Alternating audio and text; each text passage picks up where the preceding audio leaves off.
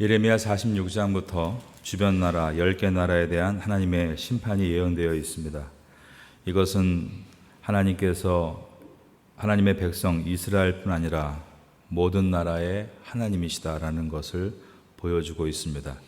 46장부터 애굽에 대한 심판의 말씀과 블레셋에 대한 심판의 말씀에 이어 모압 땅에 대한 심판의 말씀이 오늘 본문의 이야기입니다. 모압은 사해 동쪽에 위치해 있는데 남쪽으로 세렛강과 북쪽으로 아르논강 그리고 서쪽으로 사해에 연결되어 있는, 어떻게 보면 사해 옆에 있는 광야 지역이라 볼 수 있지만 지대가 높아서 이곳은 날이 시원하고 농작물이 아주 잘 되는, 특별히 포도나무로 유명했던 곳입니다. 아브라함의 조카 롯이 소돔에 있다가 탈출해서 그의 딸과 근친상간으로 낳은 자녀들이, 첫째 딸과 낳은 자손이 모압 자손이고 둘째 딸과 낳은 자손이 암몬 자손입니다. 족장계에는 사이가 좋았지만 이제 출애굽을 하고 애굽에서 가나안 땅을 들어갈 때에는 사이가 굉장히 나빠져서 이스라엘의 길을 막기도 하고 이스라엘이 잘 되는 것에 대해서 그들이 많이 배아파하곤 했습니다. 모압이 왜 멸망하는가? 우리가 살펴본 대로 첫 번째는 나태했기 때문이었습니다. 다른 지역에 비해서 풍부한 수자원이 있었고 고지대의 시원한 바람과 기름진 땅을 소유한 이 모압인들은 경제적으로 굉장히 풍요했습니다. 고지대이기 때문에 외세 침략도 없었고 그들은 왕의 대로에 있지 않기 때문에 많은 사람들의 표적이 되지 않았습니다. 그래서 하나님 말씀하기를 포도주를 담근 그릇이 바뀌지 않고 여전히 있어서 그 포도주의 찌꺼기가 함께 침전되므로 그 맛이 변질되고 사용할 수 없게 되듯 그들이 나태해서 주저앉아 있는 것에 대해서 책망하셨습니다. 두 번째로 모압에 대해서 교만을 책망하십니다. 망한 이유가 교만 때문이다. 이웃 나라를 바라보면서 끌끌거리며 고개를 저었다는 것입니다. 그리고 바벨론이 이스라엘을 멸망시키려 할 때 이웃 나라인 이스라엘 편을 들지 않고 바벨론 편을 들어서 이스라엘이 멸망하는 데 일조했습니다. 이러한 교만과 자만이 오늘 본문에도 나옵니다. 먼저 48장 42절을 보겠습니다. 42절에 보면 모압이 여호와를 거슬러 자만하였으므로 멸망하고 다시 나라를 이루지 못하리로다. 이처럼 모압은 자만하다, 교만했다고 되어 있고 실제적으로 다시 나라를 이루지 못하리로다 라는 말과 같이 모압이 멸망한 후에 나라를 더 이상 세우지는 못했습니다. 여러 나라에 편입되어 지금까지 남아있는 것이죠.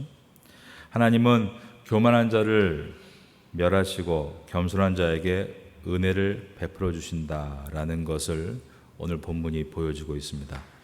모압이 왜 멸망했는가? 세 번째로 우상들을 섬겼기 때문이었습니다. 46절도 볼까요? 자, 48장 46절을 다 같이 읽습니다. 46절 시작. 모압이여 내게 화가 있도다. 그모스의 백성이 망하였도다. 내 아들들은 사로잡혀 갔고 내 딸들은 포로가 되었도다. 모압 족속의 주 신 이름이 그모스입니다. 정복자란 뜻인 이 그모스란 신을 모압은 주 신으로 섬겼습니다. 솔로몬이 모압 출신의 여인들을 많이 영입했을 때 그 여인들을 위해서 예루살렘 성 안에 산당을 건축해 준 일이 열왕기상 11장에 나오는데 거기에 보면 그모스를 위한 산당이었다. 열왕기상 11장 6절과 8절을 제가 읽어드리겠습니다. 솔로몬이 여호와의 눈앞에서 악을 행하여 그의 아버지 다윗이 여호와를 온전히 따름같이 따르지 아니하고 그 다음 보면 모압에 가증한 그모스를 위하여 예루살렘 앞 산당을 지었고 또 암몬 자손의 가증한 몰록을 위하여 그와 같이 하였으며 라고 되어 있습니다. 솔로몬 시대 이후로 이스라엘 백성 사이에 이 모압의 그모스가 많이 알려졌고 또 암몬의 신인 몰렉과 함께 이렇게 이스라엘 땅에도 우상 숭배들이 확산되어 있었던 것입니다. 하나님께서 우상 숭배를 왜 미워하시는가? 사람이 우상을 섬긴다는 것은 첫째로는 하나님의 존재를 부인하는 것이죠. 하나님이 우리의 주가 되심을 부인함으로 자기의 주신으로 우상을 섬기는 것입니다. 그래서 주님은 우상 숭배를 하지 말라라고 십계명을 통해 분명하게 말씀하셨습니다. 우상 숭배가 왜 나쁜 것인가? 그 이유는 그 우상은 결국 내 마음을 표현하고 있습니다. 내 마음의 욕심을 우상으로 만들어서 표현하고 있기 때문입니다. 인도에는 신이 많은데요, 얼마나 많은 신들이 있는지 그 신들 중에 트럼프 신이 있습니다. 트럼프 인형을 만들어 놓고 트럼프를 섬기는 인도 사람이 트럼프가 코로나에 걸렸다고 하자 심장마비로 죽었다. 뉴스에 나와 있습니다. 자기가 원하는 것을 만들고 그리고 그렇게 필요한 것을 공급해 주는 것이 우상이라면 우리는 우리가 믿는 하나님에 대해서 정말 잘 알고 믿는 것인가를 돌아보아야 할 것입니다. 이스라엘 백성이 광야에서 하나님만을 바라보다가 가나안 땅에서 우상을 섬깁니다. 그런데 그들이 정말로 하나님에 대해서 믿음으로 살았다면 가나안 땅에서 우상을 섬기지 않았겠죠. 안타깝게도 그들이 광야에서 하나님을 섬기다가 가나안 땅에 들어가서 바알신을 섬기는 것은 광야에서는 하나님께서 만나를 주셨기 때문에 섬기는 것이고 가나안 땅에서는 바알신을 통해 비를 얻어 농경 생활을 할 수 있기 때문에 섬겼다는 말이고, 그 말은 하나님을 만나의 신으로, 가나안 땅에서 바알을 농경의 신으로 섬겼다는 말밖에 되지 않습니다. 모압이 왜 멸망했는가? 네 번째로 재물을 의지했기 때문이었다. 모압 족속은 재물을 매우 탐하는 종족으로 유명했습니다. 또한 재물을 모으는데도 비상한 재주를 가지고 있었습니다. 48장 36절을 보겠습니다. 36절 말씀. 그러므로 나의 마음이 모압을 위하여 피리같이 소리내며 나의 마음이 길 헤레스 사람들을 위하여 피리같이 소리내나니 이는 그가 모은 재물이 없어졌음이라. 재물 잃어버린 것에 대해서 매우 슬퍼하고 있는 모압의 이야기입니다. 심지어 너무나 놀랍고 괴로워서 모압은 재물 잃어버린 것에 대해서 큰 슬픔의 표현을 하고 있는데 머리를 밀고 수염을 잘랐다. 37절은 다 같이 읽습니다.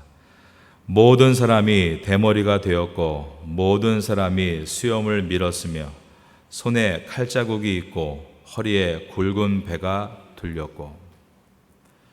중동 사람들이 슬픔을 겪었을 때 하는 행동은 머리를 박박 미는 것, 그리고 수염을 자르는 것이었습니다. 그리고 더 자기의 아픔과 고통을 표현하기 위해 칼로 몸을 자해해서 피를 내기도 했는데, 이것은 신적 제사로서 그렇게 내가 괴로우니 나를 도와달라는 것이었습니다. 자, 그들이 이렇게 괴로워하는 이유가 뭘까요? 재물을 잃어버려서라고 되어 있습니다. 모압 사람들이 얼마나 재물에 마음을 뺏기고 살았는지를 우리에게 보여줍니다. 38절을 봅니다. 모압의 모든 지붕과 거리 각처에서 슬퍼하는 소리가 들리니 내가 모압을 마음에 들지 않는 그릇같이, 그 다음 따라하겠습니다.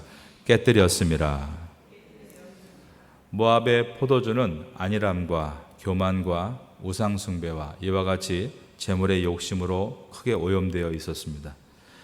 그릇을 바꾸지 않는 이 모압 족속을 향하여 하나님은 내가 그 그릇을 깨뜨리겠다 하셨습니다.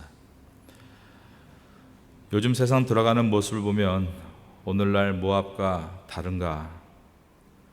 물질에 대한 영향력이 얼마나 큰지, 물질을 잃어버리면 모든 것을 다 잃어버린 것처럼 생각하는 사람들의 마음은 이미 오래되었습니다. 물질로 인해서 절망하고, 물질로 인해서 교만하고, 물질로 인해서 웃고, 물질로 인해서 우는 그러한 세대가 우리에게 이미 도래한 것입니다. 배고픔을 겪는 것이 아니라 마음의 물질에 대한 두려움으로 마음이 목마르고, 그리고 이 물질에 대한 근심과 걱정이 삶의 그대로 표출되어 항상 우리가 물질 때문에 웃고 운다면 이미 그 물질은 내 안에 우상이 되어 있는 것입니다. 39절입니다. 어찌하여 모압이 파괴되었으며 어찌하여 그들이 애곡하는가. 모압이 부끄러워서 등을 돌렸도다. 그런즉 모압이 그 사방 모든 사람의 조롱거리와 공포의 대상이 되리로다. 모압이 얼마나 크게 망하는지 사람들이 모압을 얘기할 때 공포의 대상이었다. 철저하게 망하는 모압이 사람들에게는 두려움의 대상이었다는 것입니다. 어떻게 망했는가 하면 바벨론이 쳐들어와서 멸망합니다. 역사적으로 주전 605년부터 있었던 느부갓네살의 침공입니다. 48장 40절에 이는 여호와의 말씀이니라. 보라, 그가 독수리같이 날아와서 모압 위에 그의 날개를 펴리라. 바벨론의 느부갓네살이 쳐들어온 것을 모압 위에 날개를 편 것처럼 표현하므로 그 날개를 빠져나갈 수 없다. 그들은 다 이처럼 역사의 흐름 속에서 멸망했던 것입니다. 멸망의 고통을 41절은 성읍들이 점령을 당하며 요새가 함락되는 날에 모압 용사의 마음이 상고를 당하는 여인 같을 것이라. 여인이 해산을 하는데 해산의 고통, 이것이 산고인데요.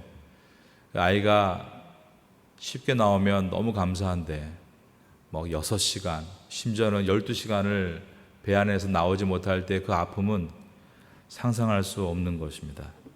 그러한 아픔으로 그들은 고통 가운데 멸망하게 될 것이다.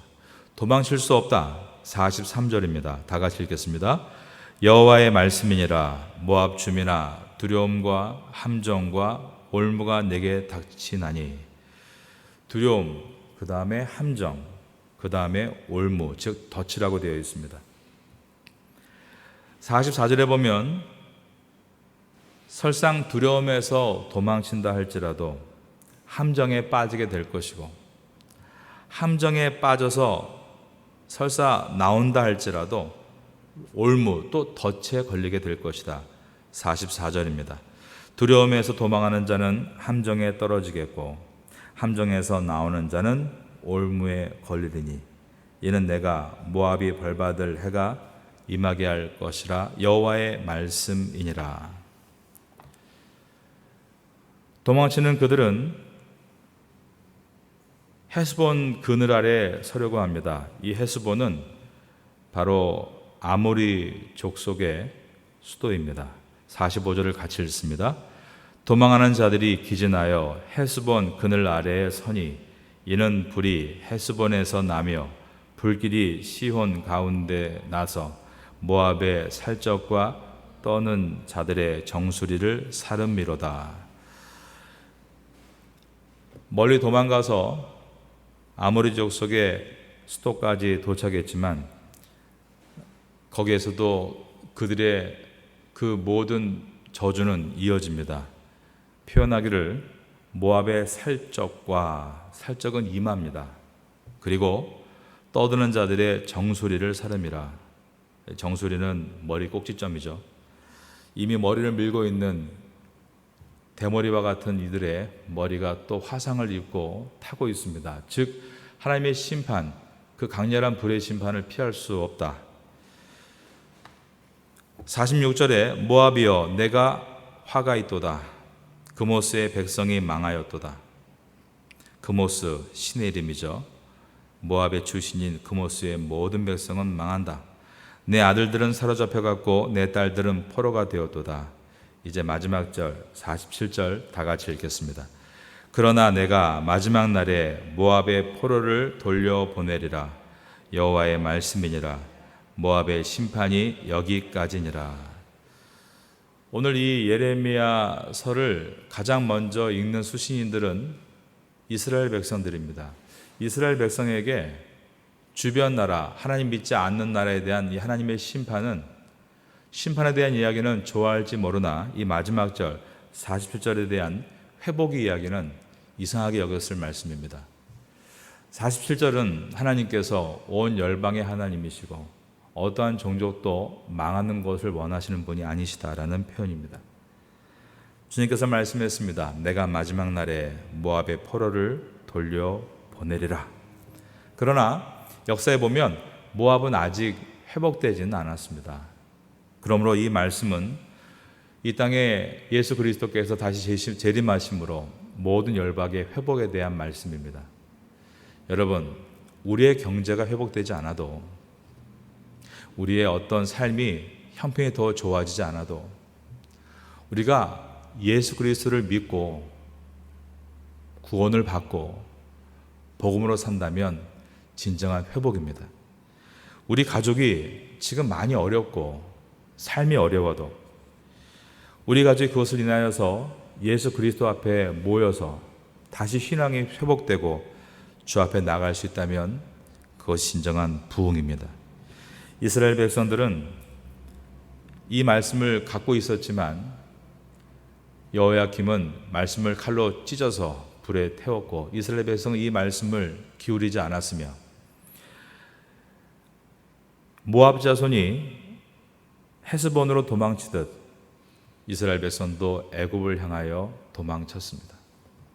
그러나 모압이 어디로 도망치든 그의 살적과 정수리가 다 화상을 입듯 도망칠 수 없듯이 이스라엘도 어디를 도망쳐도 살 길은 없었습니다.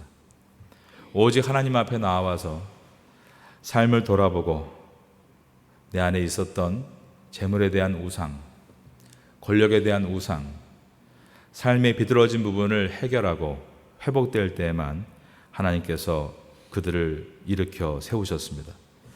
이러한 이 역사의 이야기들은 또한 모압과 이스라엘의 이야기뿐 아니라 우리 자신들의 이야기입니다. 모압은 나태함으로 망했습니다. 우리는 나태하지 말아야겠습니다. 모압은 교만함으로 망했습니다. 우리는 교만하지 말아야겠습니다. 모압은 우상 숭배함으로 망했습니다. 우리 또한 우상 숭배하지 말아야겠습니다. 우리는 예수 믿으니까 우상 숭배하는 거 아니라고요? 우상은 그렇게 쉽게 발견되지 않습니다. 우리가 조금만 마음을 해이해뜨리게 만들면 우리 안의 우상들은 또 돋아나게 되는 것입니다. 모압은 하나님 앞에서 이와 같이 교만함과 우상 숭배와 또한 해이함을 통해서 멸망하고 있었다라면 이것은 우리 자신에게 다시 한번 점검해야 될 말씀이 되는 것입니다. 하나님, 오늘도 이 새벽 가운데 저희들의 마음을 깨워주셔서 나태하지 않게 도와주옵소서. 주님, 그것이 꼭 세상에서 부지런만 얘기하는 것이 아니라 영적으로 깨워 주시옵소서. 하나님, 우리 마음속에 교만함을 사라지게 하여 주옵소서. 입술로만 겸손한 척하는 것이 아니라 마음을 새롭게 하시고 그 방법은 오직 하나, 십자가를 바라볼 때임을 우리가 알고 있사오니 내가 구원받은 것이 주님의 은혜임을 기억하고 나의 교만함을 거두어가 주옵소서. 우상 숭배하는 마음들이 계속해서 올라옵니다. 물질을 섬기려고 하고 없으니까 두려워하고 있을 때 자랑했다는 것은 이미 나의 안에 그것이 우상임을 기억하고 오늘도 하나님, 내가 오직 자랑해야 될 분은 예수 그리스도 한 분임을 기억하고 환경 가운데서 어려움이 오히려 내가 주를 바라볼 수 있는 기회가 된다면 내 가정은, 나는 아직도 주님의 축복 안에 있음을 기억하고 담대하게 살아가는 주의 성도가 되게 하여 주옵소서. 이 은혜를 가지고 오늘도 금요일을 살아갈 수 있게 되기를 예수님의 이름으로 축원합니다.